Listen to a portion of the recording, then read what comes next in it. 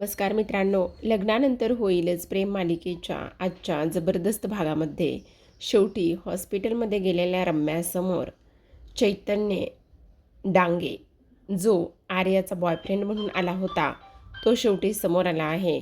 आणि एवढंच नाही तर आपल्या जीवाने मात्र इथे शांतीत क्रांती करतच आर्याचा लॅपटॉप मिळवून त्याचा पासवर्ड शोधून काढलेला आहे.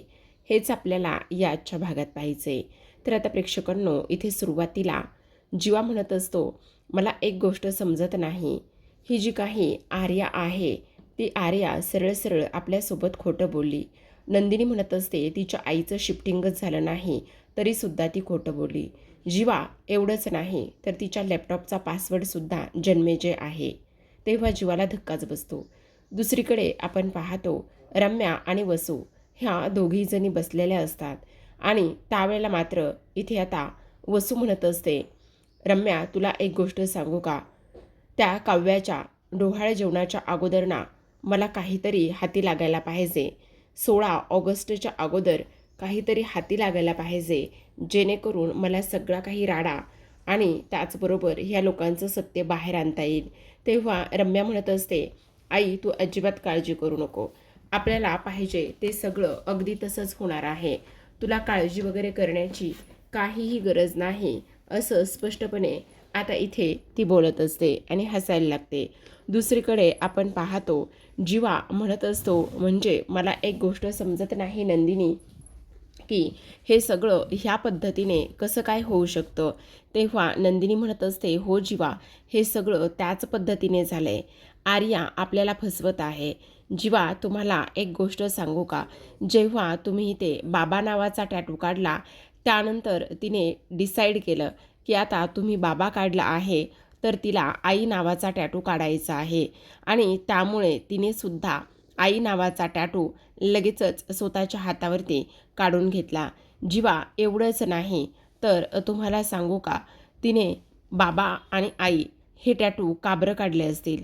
जीवा तुम्हाला एक गोष्ट सांगते, ती फक्त तुमच्यावरच हक्क दाखवत नाही तर ती तिच्या पोटामध्ये असलेल्या बाळावर सुद्धा हक्क दाखवते. ती तुम्हाला बाबा आणि स्वतःला आई म्हणवत आहे. इथपर्यंत तिची मजल गेली आहे.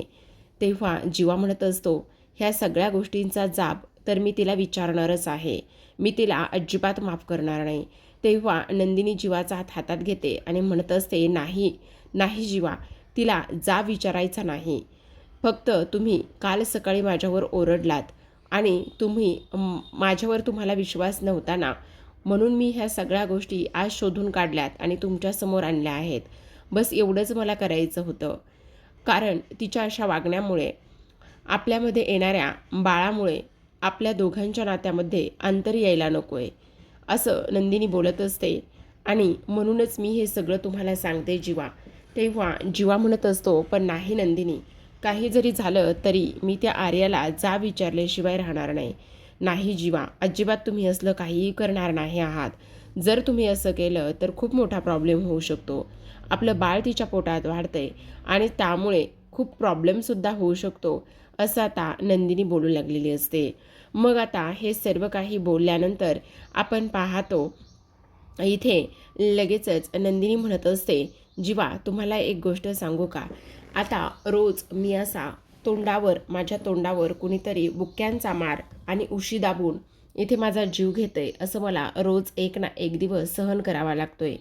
जेव्हा आई माझ्यासमोर देवाचा अंगारा घेऊन येतात ना, तेव्हा मात्र इथे मला खूप टेन्शन येतं. जेव्हा काळजीनं बाळाबद्दल बाबा सोबतच आई असं विचारायला येतात ना, त्यावेळेलासुद्धा इथे मात्र मला अजूनच टेन्शन येतं. त्या सर्वांच्या प्रश्नांची उत्तरं देता देता माझ्या नाकी नऊ येतात जीवा. आणि हे सगळं काही करत असताना मला मात्र इकडे कधी हे सगळं संपतंय आणि कधी नाही याचा विचार येतो. बाळ आपल्या दोघांच्याही आयुष्यात येण्या अगोदर एक दिवस नंदिनीच संपणार नाही ना, याची मला भीती वाटते. तेव्हा रडणाऱ्या नंदिनीला जीवा म्हणत असतो, नंदिनी तू वेडी आहेस का, हे बघ असलं काही होणार नाही आहे, असं आपण काहीच करणार नाही आहोत. आणि तुला एक महत्त्वाची गोष्ट सांगतो, काही जरी झालं ना तरीसुद्धा इथे मी कायम तुझ्याबरोबर असणार आहे. आणि आपलं ठरलं आहे ना, एकदा का हे सगळं काही झालं तर मग इथे सगळ्यांसमोर नाक घासून आपण सर्वांची माफी मागायची. काही जरी झालं तरीसुद्धा आपण सर्वांना आपलं जे काही ठरलं आहे ते सगळं काही सांगायचं. मग तू काळजी कशाला करतेस नंदिनी? हे बघ, काळजी करू नकोस. मी तुला सांगतो, सगळं काही व्यवस्थित होणार आहे. आणि दोघेही जण आता हे सगळं काही बोलत असताना तेवढ्यातच इथे दरवाजाच्या जवळ कसला तरी आवाज येतो. मग दरवाजाजवळ कसला तरी आवाज आल्यानंतर आता हे दोघेही जण बाहेर येऊन पाहतात कोणी आहे का, पण बाहेर मात्र कोणीही नसतं. आणि तेव्हा दोघेही जण एकमेकांना म्हणत असतात, इथे नक्कीच कोणीतरी होतं, पण आता मात्र इथे कोणीच दिसत नाही आहे. त्याच वेळेला आता इकडे जीवा म्हणत असतो, हवा सुटली, बहुतेक काहीतरी पडलं असेल नंदिनी. नंदिनी म्हणत असते, हो ना जीवा, नक्कीच काहीतरी पडलं असेल ना. तेव्हा तो म्हणत असतो, हो नक्कीच काहीतरी पडलं असेल, तू काळजी करू नकोस. आता दोघेही जण दरवाजा बंद करतात आणि त्यानंतर जीवा म्हणत असतो, नंदिनी एक गोष्ट मात्र नक्की आहे, त्या लॅपटॉपच्या पासवर्डबद्दल तर मी तिला विचारल्याशिवाय अजिबातच राहणार नाही, असं सुद्धा आता इकडे ती बोलत असते. आता हे सर्व काही बोलल्यानंतर नंदिनी नकोच म्हणत असते, पण जीवा म्हणत असतो, नाही, तू मला थांबवू नकोस, मला ह्या सर्व गोष्टी विचारायच्या आहेत. आता दुसऱ्या दिवशी सकाळी ही रम्या हॉस्पिटलमध्ये गेलेली असते. हॉस्पिटलमध्ये जाऊन ना रम्याला इथे आता तिच्या पायाचं रुटीन चेकअप करायचं असतं. तिने ऑलरेडीच अपॉइंटमेंट घेऊन ठेवलेली असते, पण रिसेप्शनवर सांगण्यात आलेलं असतं की एक लहान बाळ आहे आणि त्या लेडीज येत आहेत, त्यांना ना एक 15 मिनटं लेट होणार आहे, प्लीज आपण त्यांच्यासाठी थोडा वेळ थांबू का. तेव्हा आता रम्या चिडते आणि म्हणत असते, तुम्ही वेडे आहात का? एकतर माझा नंबर आहे आणि तुम्ही त्यांच्यासाठी, त्यांना लेट होतंय ना, मग तुम्ही त्यांच्यासाठी मला का बरं थांबवताय? ह्या सगळ्या गोष्टी तुम्ही माझ्या बाबतीत का बरं करताय? काय संबंध आहे ह्या सगळ्या गोष्टींचा? असं सुद्धा आता इथे ती बोलत असते. मग हे सगळं काही बोलल्यानंतर लगेचच आता रम्या म्हणत असते, खरं तर किती अनप्रोफेशनल आहे ना हे सगळं. आता उगाचच 15 मिनटं मला ह्या सर्वांची तोंड बघत बसावी लागणार आहेत, असं सुद्धा आता इथे ती बोलत असते. तेवढ्यातच आता इथे हा चैतन्य डांगे हा त्याच्या पत्नीला घेऊन आलेला असतो आणि त्याच्या पत्नीचं नाव असतं शारदा. मग आता ते दोघेही जण येतात आणि तेव्हा तिला त्रास होत असतो. तो म्हणत असतो, तू ठीक आहेस ना, तुला काही त्रास तर होत नाही ना. तेव्हा ती म्हणत असते, हो मी ठीक आहे, मला काहीही त्रास वगैरे होत नाही. मुळात ह्याचं नाव चैतन्य नसून रिअल नेम ह्याचं सिद्धार्थ आहे. आणि जेव्हा तो रिसेप्शनवर येतो आणि त्याचं नाव, त्याच्या बायकोचं नाव सांगतो, तेव्हा रम्याला असं वाटतं की हा आवाज मी कुठेतरी ऐकला आहे, हा आवाज माझ्या ओळखीचा आहे, असं तिच्या ताबडतोब लक्षात येतं. आणि त्यानंतर मात्र इथे तो म्हणत असतो, खरं तर आम्हाला ना इथे येण्यासाठी थोडासा लेट झाला, माफ करा, असं बोलल्याबरोबर आता इकडे ती म्हणत असते, हो ठीक आहे, पण तुमच्यासाठी आम्ही एका पेशंटला थांबवून ठेवलं आहे. मग आता ह्यांचं बोलणं कंटिन्यू रम्याच्या कानावर पडतं. मग रम्याला पूर्ण खात्री पडते की हा तर याच्या बायकोबरोबर इथं आला आहे. मग इथे आर्याचा बॉयफ्रेंड बनून आणलेला हा चैतन्य नसून हा सिद्धार्थ आहे. म्हणजे हे सगळं काही काय आहे, असा विचार रम्या करत असते. आणि त्यानंतर मात्र आता रम्या ह्या चैतन्याला गाठते आणि त्यानंतर त्याच्याकडून सगळं काही सत्य जे आहे ते वधवून घेण्याचं काम ही रम्या करत असते. कारण रम्याला खूप मोठा इथे आता पुरावा हाती लागलेला असतो आणि रम्याला खूप मोठा पुरावा इथे हाती लागल्यानंतर आता मात्र इकडे ती काही केल्या शांत बसणार नसते. आता आपण पाहतो इकडे रिसेप्शनवर रम्याला सांगण्यात येतं की आता तुमचाच नंबर आहे, तुम्ही इथे जाऊ शकता. तेव्हा रम्या विचार करत असते की हे सर्व काही काय आहे. त्याचबरोबर इथे किती नाही म्हटलं तरीसुद्धा इथे ही रम्या आता ह्या सगळ्या गोष्टींचा शोध घेत असते. आता नंदिनी सकाळी सकाळी उठून ही बाहेर आलेली असते आणि जेव्हा बाहेर येते त्यावेळेला किचनमधून खूपच छान असा आल्याच्या चहाचा वास येतो. मग चहाचा वास आल्याबरोबर आता नंदिनी धावतच तिथे जाते. तर इकडे मात्र जे विक्रम आहेत ते विक्रम चहा बनवत असतात आणि तेव्हा चहा बनवत असताना नंदिनी म्हणत असते, अरे वा वा वा, आज बाबा चक्क तुम्ही चहा बनवताय. तेव्हा विक्रम म्हणत असतात, हो समजतंय समजतंय, चक्क या शब्दावर किती जोर दिला आहे ती गोष्ट मात्र मला समजते बरं का. तेव्हा काव्यासुद्धा तिथे येते आणि काव्यासुद्धा पाहते आणि म्हणत असते, काय हे बाबा, आज चक्क तुम्ही चहा बनवताय आणि तुम्ही आज किचनमध्ये आहात.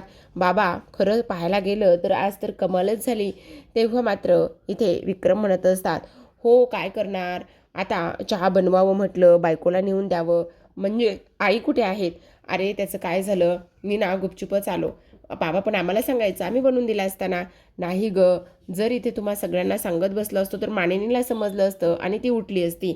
अगं मानिनीला थोडंसं बरं नाही आहे. रात्री ना तिला 2 वाजता 102 ताप चढला आणि त्यामुळे तिच्यासाठी गरमागरम चहा मी बनवतोय. तेव्हा नंदिनी म्हणत असते, काय हे बाबा, आईंना बरं नाही आहे, त्यांना ताप आहे आणि तुम्ही आत्ता ह्या सगळ्या गोष्टी मला आत्ता सांगताय. त्यावर विक्रम म्हणत असतात, काळजी करण्याची काही गरज नाही. रात्रभर मी तिच्या डोक्यावर पाण्याचा पट्ट्या वगैरे सगळं काही ठेवत होतो.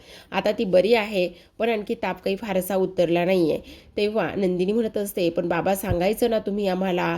अगं रात्री 2 वाजता कुठे उगाचच तुम्हाला उठवणार आणि मी होतो ना, काळजी करण्याची काहीच गरज नाही आहे. तेव्हा आता इथे काव्या म्हणत असते, बाबा तुम्ही मला तरी कमीत कमी सांगायचं ना.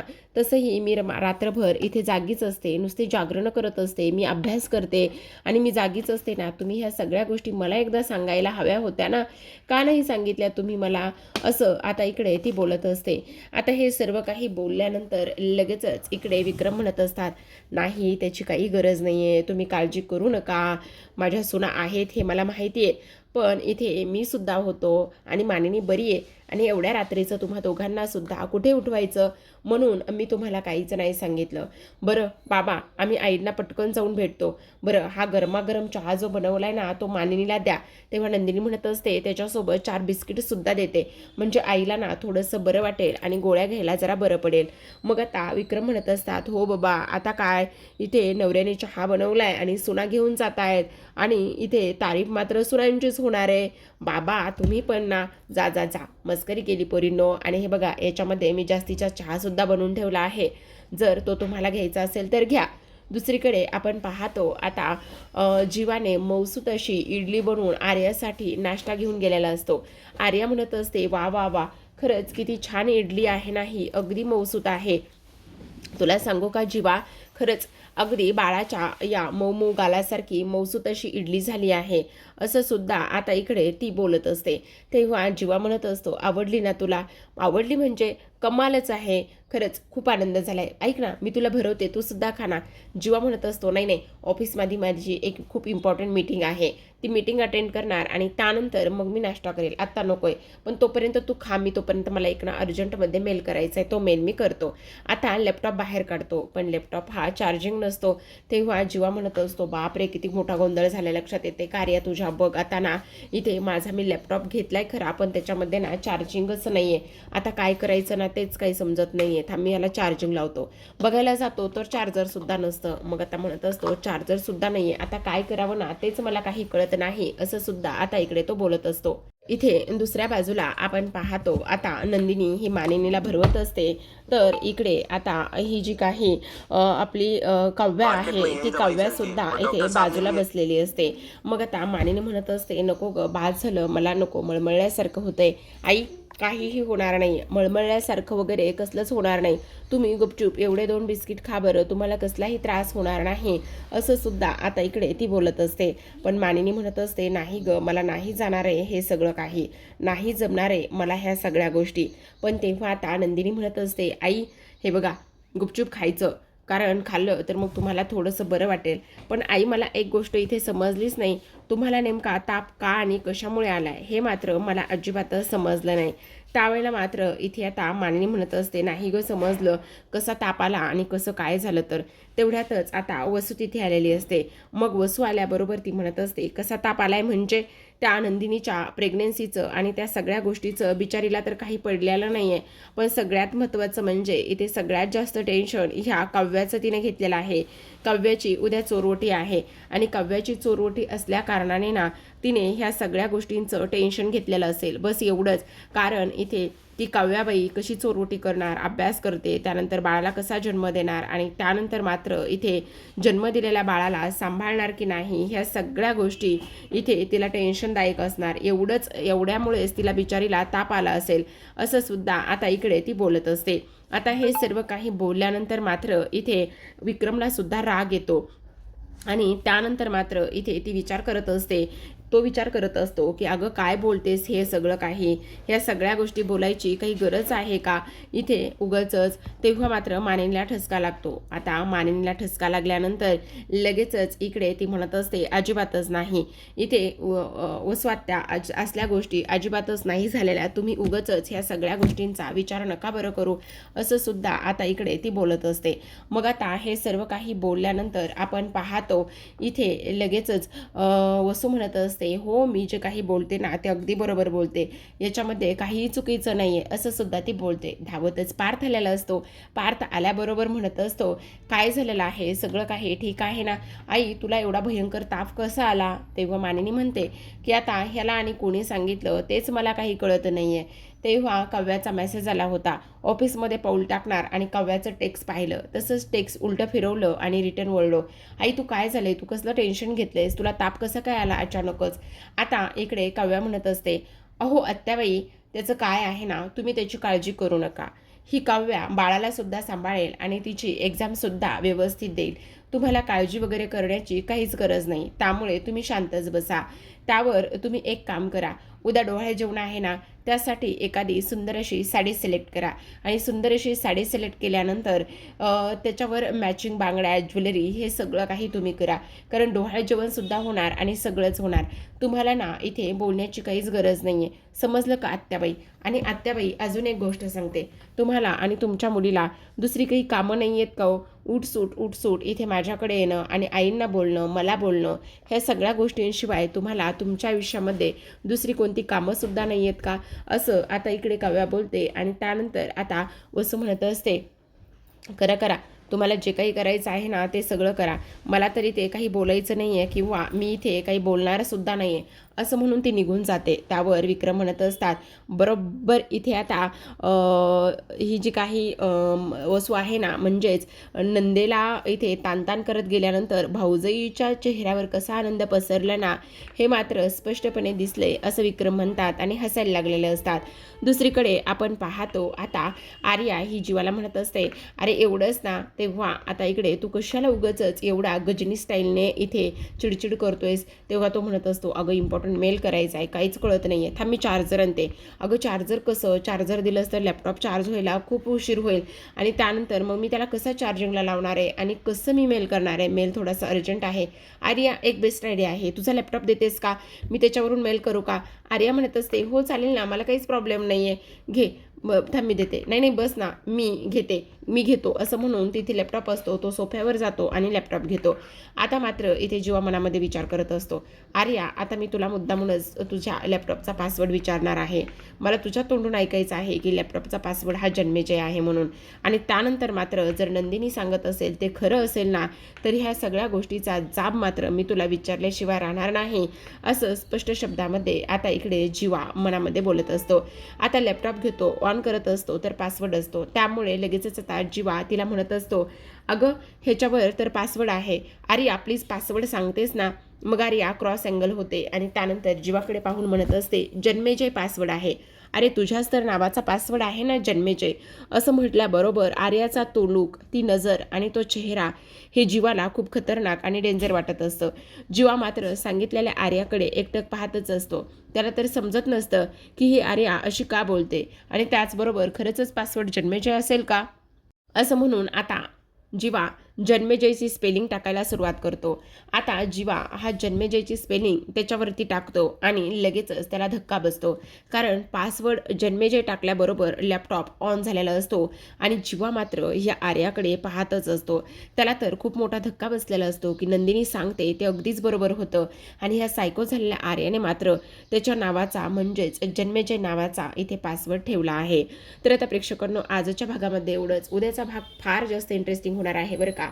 कारण उद्या डोहाळे जेवण असतं आणि त्यामुळे मात्र इथे काव्या मानिनीला म्हणत असते, नको आपण डोहाळे जेवण करायला, तुमची तब्येत खराब आहे. पण मानिनीने सांगितलेलं असतं की मी आता बरी आहे, आमंत्रणं देऊन झालेली आहेत. पार्थ काव्याचं फार कौतुक करत असतो. तो म्हणत असतो, काव्या तुम्हाला खरं सांगू का, मला ना तुमचं फार कौतुक वाटते बरं का. म्हणजे बघा ना, तुम्ही अभ्यास आणि प्रेग्नेन्सी शेवटी इथे 7व्या महिन्यापर्यंत आणून पोहोचवली. ह्या सगळ्या गोष्टी तुम्ही खूप छान पद्धतीने केल्यात असं आता इकडे पार्थ म्हणत असतो. तर दुसरीकडे आपण पाहतो, इकडे वसूला खूप टेन्शन आलेलं असतं. वसू म्हणत असते, त्या 16 ऑगस्टच्या अगोदर किंवा ह्या काव्याच्या डिलिव्हरीच्या अगोदर माझ्या हाती नक्कीच काहीतरी लागायला पाहिजे, जेणेकरून मी पुन्हा एकदा 16 डिसेंबर इथे घडून आणेलच, असं सुद्धा आता इकडे ती बोलते. तेव्हा रम्या हॉस्पिटलमधून धावतच आलेली असते आणि धावतच आल्यानंतर ती इकडे वसूला म्हणत असते, लागलं लागलं लागलं, आपल्या हाती ते सगळं काही लागलं आहे. आता तुला काळजी करण्याची काहीच गरज नाही आहे, कारण इथे असं काही मोठं गुपित लागलं आहे ना, त्यामुळे 16 डिसेंबरसारखाच 16 ऑगस्टसुद्धा गाजणार आहे. इकडे आता डोहाळे जेवणाची पूर्ण तयारी सुरू असते. नंदिनी म्हणत असते, जीवा काव्या किती गोड दिसते ना. खरंच जेव्हा बाळ इथे या जगात येईल, या घरात येईल, तेव्हा जीवा म्हणत असतो, हो आपलंसुद्धा बाळ येणारच आहे. आणि त्यानंतर मात्र नंदिनी म्हणत असते, तेव्हा ह्या घराचं गोकुळ झाल्याशिवाय राहणार नाही, असं सुद्धा ती बोलत असते आणि जीवा तिला साईड हक करत असतो.